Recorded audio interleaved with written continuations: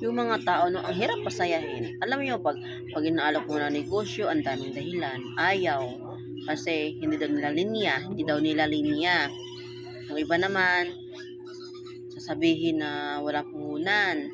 Iba naman, sasabihin na walang oras. Busy sa trabaho. Tapos ang iba naman, pag nakikita na nagpo-post ka ng pera, sasabihin mayabang ka. Pag i-motivate mo, sabihin mo mayabang ka. Pag nakita namang ano, alam mo yung ang hirap pasayahin mga tao ngayon. Totoo lang. Pero pag alokin mo ng utang, nag-uunahan pa. No? Ang hirap yung pasayahin, guys. Totoo lang. Sasabihin niyo pinapatamaan kayo. Hindi kayo pinapatamaan kasi dapat ga doon maging magpasalamat dapat tayo kasi meron kayong kakilala o kaibigan na nagmo-motivate din sa inyo. Dapat grateful tayo doon, no, kasi meron tayong kakilala nagmo-motivate sa hindi lang sa partner, hindi lang sa business, pati doon sa kaibigan, sa kamag-anak, sa mga kapamilya o sa lahat ng mga taong kailangan ng motivation sa life nila. Huwag tayo maging niga sa buhay, no? Kasi wala mangyayari sa buhay niya pag puro tayo niga. Walang mangyayari, guys. Totoo lang. No? Ako, ang dami-dami kong dyan. Ang client ko dyan sa GC. Meron akong GC na ginawan ko talaga ng group chat yung client ko. Pero until now, wala eh. May sumali sa akin pero hindi ko sila genuine. Hindi ko, yung sumali sa akin, guys, yung nag-TPC, guys, wala sila doon sa group chat na yon. No. So sila yung totoo na utak negosyante. Pero yung nasa GC ko, nasa group chat ko, kailan pa yan? 2023 pa. Walang Ito masasabi ko, guys, ha. Ito lang masasabi ko. Wala naman kasing kwenta yung motivation eh. Yung mga motivation, kahit 100,000 pa yung motivation na yan. Kahit basahin mo ng paulit yan, kung hindi mo i-apply sarili mo, walang mangyayari. Totoo lang. Walang mangyayari. So, kailangan ikaw talaga mismo mag-motivate sa sarili mo. Hindi yung ibang tao. Kilos ka. Hindi yung kailangan pa itulak para kumilos ka. Hindi ganun yun. Kasi pag-asenso ng tao na sarili eh. Wala naman sa ibang tao. Aanhin namin yung mga motivation. So, panay kami motivate sa inyo. Kayo naman, puro lang kay basa. Iba ang iniisip nyo. Sasabihin nyo, nagmamayabang kami. Sasabihin nyo, umangat na ng konti, iba na ang Hindi ganun yun. Sige, ganito. Pasukin nyo muna ang mundo namin, no? Maging applyin muna kayo. Bago nyo sabihin yan sa amin. Kasi bilang apply, mahirap yun eh. Mahirap yun. Kung mag-sugarcoat ka lang sa mga member mo, masyado kang maluwag sa member mo, walang mangyayari. Totoo lang. Maghawak muna kayo ng team. Itinan ko lang kung hanggang saan yung pasensya nyo. Kasi nandun din naman kami sa tama eh. Diba?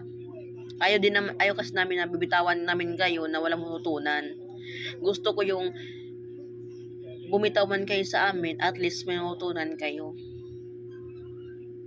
Maalala nyo kami, bandang huli. Kami mga upline leader, maalala nyo kami. Kung ano kami sa inyo. Someday, pa magiging leader din kayo, maging kwento na lang kami sa inyo. Kung paano kami naging leader sa inyo. Yes, prangka, yes, pero masabi ko lang na meron kayong natutunan. So sana, wag na lang natin gawing komplikado yung life natin. 2024 na po, guys, ha. Magbago na tayo ng pananaw sa buhay. Wag na tayo pa-easy lang. Yes, sabi nila, madali ang buhay. So, dapat lang tayo, ayulo. Yun ang hirap sa mga kabataan ngayon eh, yulo. Okay lang siguro magsabi ka ng gano'n kung wala kang pamilya. Paano kung may pamilya ka? Paano kung mamatay ka? Paano kung maiwan sa pamilya mo? Nga ang mga anak mo. Sige, sabihin natin mag-ano ka lang ngayon, mag-enjoy-enjoy ka lang sa buhay ngayon. Okay lang yan, masasabi mo yan kung single ka. Wala kang pinapakain kundi sarili mo lang. Paano pamilyado kang tao? Oh, 'di ba?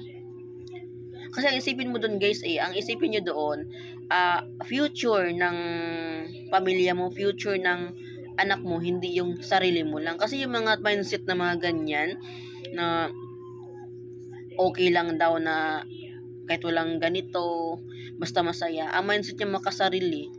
Yung iniisip lang nila yung sarili nila, hindi sila nag-iisip ng future ng mga anak nila. 'Di ba?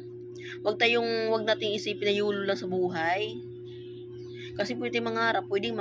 Libre lang mangarap basta gawin mo din yung pangarap mo, gawin mo siya maging totoo. Hindi yung puro lang pangarap. Yes, libre lang mangarap, pero gawin mo naman tunay. Para maging makabuluhan naman yung pangarap mo. Para someday masabi mo, pangarap ko na to dati. Pero ngayon, nakamit mo na tulad ng cellphone, di ba? Dati nangarap ka magkaroon ng cellphone, ngayon may cellphone ka na. Di ba? So, wag lang yung pangarap ng pangarap lang. Dapat tuparin nyo rin. Di ba? So, ganoon lang ang buhay, guys, no? Kung may kaibigan man kayo inalok kayo na negosyo, no? Nakita nyo naman na legit yan. So, yan patagalin. Mag-join kayo. At nasa inyo na yan kung paano siya paikutin o paano kayo kumita. Kasi hindi naman ibig sabihin dito na kumita kayo, kinabukasan, milyonaryo na kayo, milyonarya na kayo. Hindi ganun yun. Walang himala sa negosyo, guys. Kailangan nyo siya ng panahon. Sipag, tiyaga, puyat, kausap ka ng mga tao. Tulad ng sabi ko nung nakaraang vlog ko, kung hindi mo kaya tanggapin yung fail, kung hindi mo kaya ma-reject, huwag ka na magnegosyo. Kung hindi mo kaya. So hanggang ganyan ka na lang. Sa pagiging ganyan. Kung ano ka ngayon. Kasi ayaw mo sumubok natatakot ka eh. Natakot kang harapin yung kung ano yung reality sa buhay natin ngayon. Andun ka pa rin sa comfort zone mo. Ayaw mo lumabas sa comfort zone mo eh. Hindi ka talaga makakaangat hanggat nandyan ka pa rin sa comfort zone mo. 'Di ba?